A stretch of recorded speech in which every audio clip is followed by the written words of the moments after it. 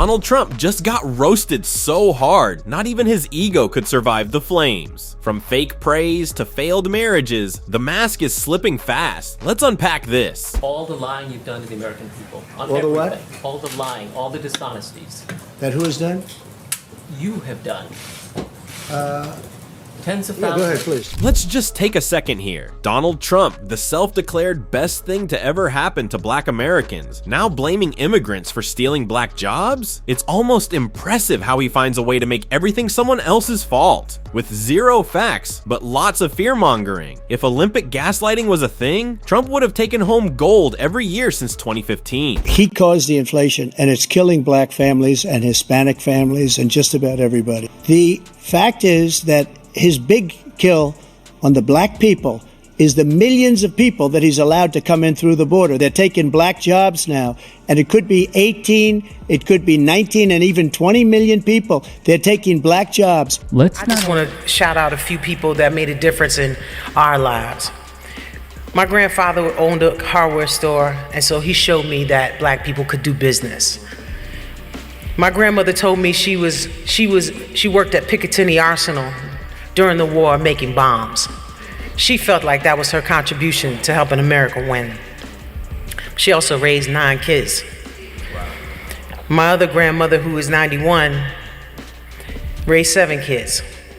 So shout to Nana in Maryland. And then Queen Latifah, in pure boss mode, steps up and shows us what real pride and real contribution look like. She's out here honoring generations who actually built something for America, while Trump sits in gold-plated toilets crying about caravans. Queen Latifah just fired off a truth missile, and guess where it landed? Right between Donald Trump's spray-tanned eyebrows. You know her from hip-hop, Hollywood, and now she's making political satire look easy. Trump's about to wish he stayed retired on that fake golf course of his because Latifah, she's not pulling a single punch today. Get ready, because the takedown is just getting started. You have pushed false claims about some of your rivals, from Nikki Haley to former President Barack Obama, saying that they were not born in the United States, which is not true. You have told 4 congresswomen of color who were American citizens to go back to where they came from.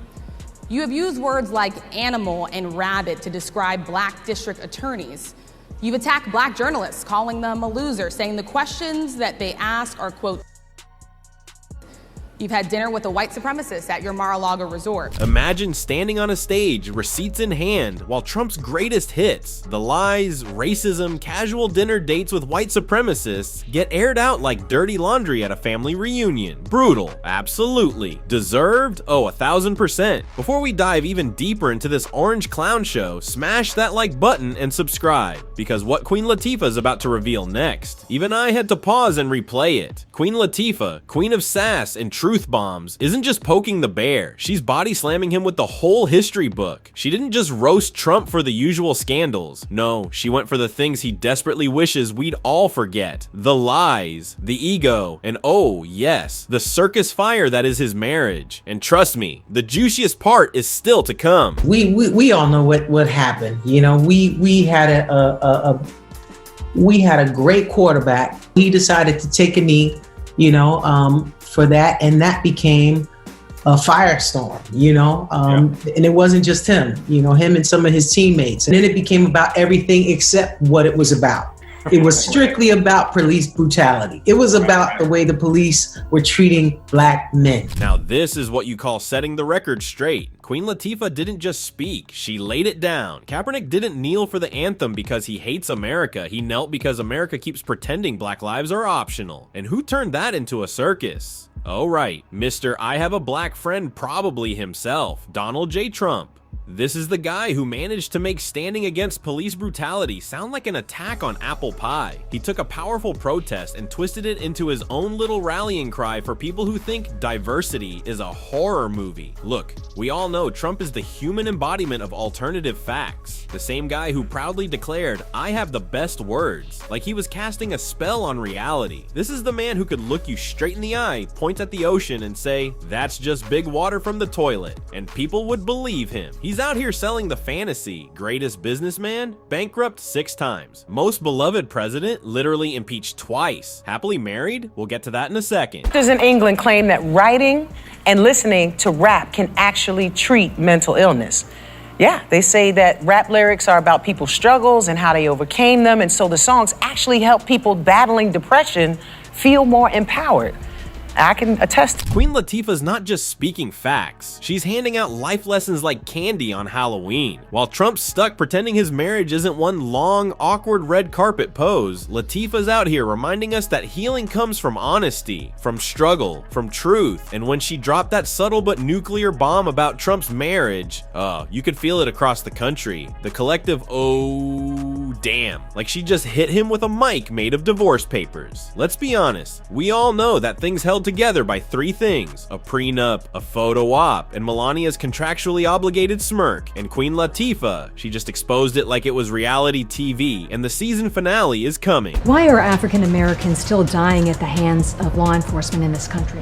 And so are white people. So are white people. What a terrible question to ask. So are white people. More white people, by the way. More white people. Ah, yes, the old whataboutism classic. Someone brings up black lives being lost to police violence and Trump's immediate reaction, but white people too. What's next, Don? All fingers matter at a glove factory. The man heard a cry for justice and thought it was a competition. Like racism is a game of stats and he's checking the scoreboard. Trump logic 101. If I say it loud, fast, and wrong enough times, someone's gonna believe it. Now, about that picture-perfect marriage. Let's just say, Trump's romantic history is about as stable as his Twitter account in 2021. 3 marriages, and somehow not a single one looks like it's based on anything other than camera flash and contractual obligation. His relationship with Melania? Oh, it's giving big PR stunt with benefits energy. Like 2 people trapped in the world's longest episode of Shark Tank. Hi, I'm Donald, and I'm offering 20 years of awkward smiles in exchange for immunity from public scrutiny. Meanwhile, Melania, she's out here looking at her wedding ring like it's a tracking device from a Bond villain, and you just know she's counting down the days until The Real Ex-Wives of Mar-a-Lago drops on Hulu. Maybe some people, they see me as just a wife of the president, but I'm standing on my own 2 feet, independent. I have my own thoughts. I have my own yes and no. I don't always agree what my husband is saying or doing, and that's okay. Are you able to tell him when you disagree? I gave him my advice, and sometimes he listens, sometimes he doesn't, and that's okay. With him, no, I don't. And I tell him that. I tell him my opinions. I tell him what I think. Sometimes he listens, sometimes he don't. And there it is. Melania, ever the master of passive-aggressive PR, politely letting the world know, no, I do not support that man. But yes, the prenup is airtight. Her body language says, help, but her words say, I'm under NDA. It's almost tragic. If it weren't so incredibly on brand, then Queen Latifah steps in and without even raising her voice, casually slices through Trump's personal life like it's Thanksgiving at the dysfunctional family table. Because let's face it, if this man can't manage a relationship without it ending in tabloid flames, how is he supposed to manage a country? The pattern is crystal clear. Start big, make it messy, blame everyone else when it explodes. And don't even get me started on Melania's tenure as First Lady. She made "Be Best" look like a threat instead of a slogan. Every time she was dragged to an event, her face said, I could be anywhere else. Like Antarctica with no Wi-Fi and no husband. But hey, the check's clear. And silence, as they say, is golden unless you're married to Trump. Then it's just part of the brand. I absolutely love this idea. I remember going through my things as a teenager, 14, 15, and sitting on the bus, taking the bus to the movies or wherever I was going, and sitting on the back of the bus writing lyrics and working through my own emotions, working through things and really coming in, into a more positive place just by expressing what I was feeling. So I really hope that this works. Queen Latifah just reminded us why she's not just a queen, she's royalty of relevance. While Trump was out here dodging taxes and pretending his spray tan was natural, Latifah was on the back of a bus writing lyrics and processing actual feelings. Like a human being with a soul. That raw honesty, that's how you connect with people. Meanwhile, Trump connects like a bad Bluetooth speaker, loud, glitchy, and always trying to sell you something fake. Trump's lies aren't just little fibs whispered in golf carts. No, they're an entire genre now. He's turned gaslighting into an art form, from the self-made billionaire fantasy to the I never had help from my father bedtime story. Newsflash, Trump was born on third base and thought he hit a home run. The man inherited enough money to buy a small country and still managed to bankrupt casinos. That's like losing money running a vending machine. His secret formula: inherit wealth, inflate numbers, blame everyone else, then slap your name on a stake, a school, or a plane, and watch it all implode. People should be staying in locker rooms, but still, I think it's good. You have to stand proudly for the national anthem. Well, you shouldn't be playing, you shouldn't be there. Maybe you shouldn't be in the country. You have to stand proudly. Donald Trump. Black excellence. Yeah, we made some black excellence. And it wasn't just at the top of Africa. Trump hears black excellence and immediately thinks it's a threat to his ego, or worse, his ratings. His response? Ban protests, deport athletes, rewrite patriotism like it's another one of his unpaid invoices. And that right there, that's the Trump playbook in a nutshell. Ignore the message, attack the messenger, shout fake news, and golf your way out of accountability. Let's talk accomplishments, shall we? The man spent more time golfing than governing, more time tweeting than listening, and somehow less time reading than anyone. He turned the presidency into a poorly lit reality show where the country lost and he still claimed victory. Trump didn't serve the American people. He served up Trump trademark, reheated every morning and microwaved for the MAGA crowd. The policies, a mess. The foreign relations, a diplomatic dumpster fire. The domestic front, pure chaos wrapped in an ego trip and sealed with a Sharpie signature. And oh yeah, remember that little insurrection? The one where he basically incited a riot like he was trying to win a Razzie Award for worst leadership in a national crisis. He stirred up a crowd with the emotional maturity of a toddler denied a toy. And the result? One of the darkest chapters in modern American history. All because Trump couldn't handle the word no. It's time for some people to go to jail. Some people are out there to straight kill.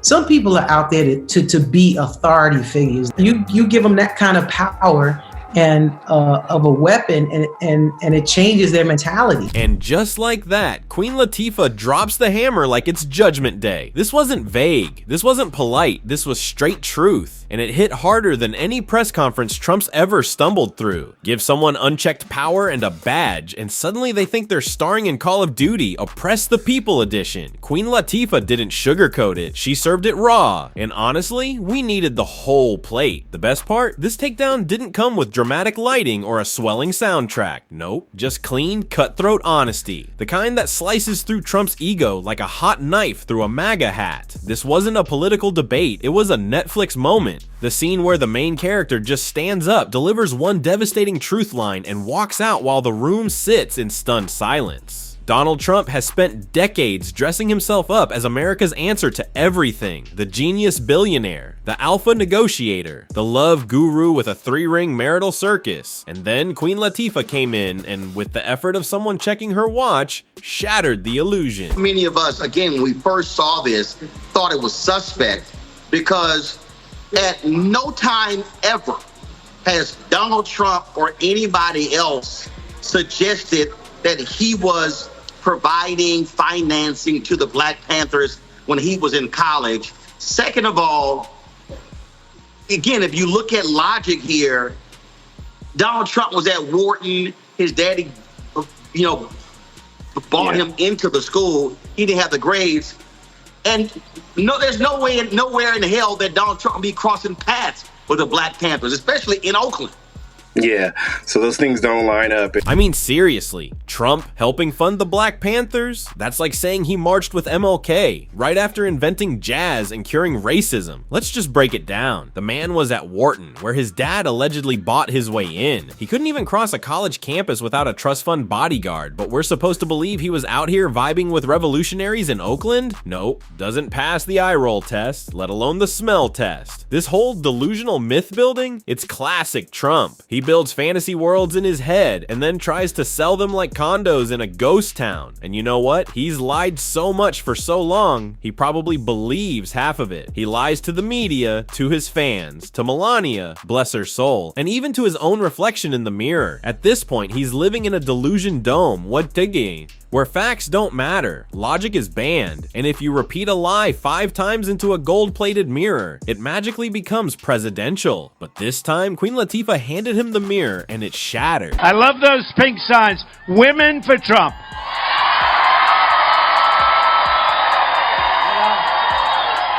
I love the signs behind me. Blacks for Trump. I like those signs. Blacks for Trump. You watch. You watch. Those signs are great. Thank you.